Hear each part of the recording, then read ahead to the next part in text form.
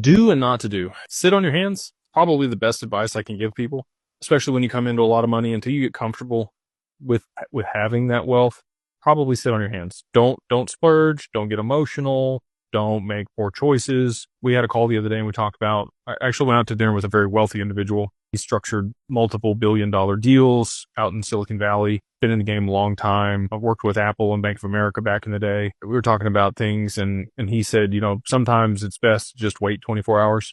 If you're ever caught up in emotion or thinking through something and it's weighing on you, or you feel like you urgently need to make a decision, sometimes it's best to sit with yourself and reflect on that and make sure it's the right thing. And if 24 hours you still want to do it, cool. But a lot of the time, after some time passes, you may not have that same urgency to get something done. So those would just be a few things. Take your time, educate yourself, make sure you're positioning yourself well. I would recommend most people set up at least an LLC if you've got north of $50,000 to $80,000 in crypto.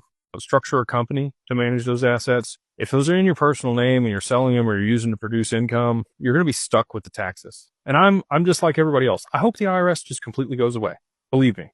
But you still want asset protection, and you're going to get that if you set up a Wyoming LLC and it's, you got the corporate veil intact. If you've done all the corporate governance and the filings and everything the way that you should, you're doing the meeting minutes, board resolutions, and you've issued the stock and all the stuff that we work with our paralegal group to do. If you've done all that, you're going to get, a lot of protections. You get charging order protection there in Wyoming. So if somebody sues you personally, they won't be able to get those assets. Very similar to a trust. You're not going to get the probate protection that you would with a trust with this LLC, but it's immediately going to have some creditor protection if you've done it the right way. And you can do things to amplify that. You can put the first lien against the company by yourself so that if somebody else comes to sue you, you get the assets before they do.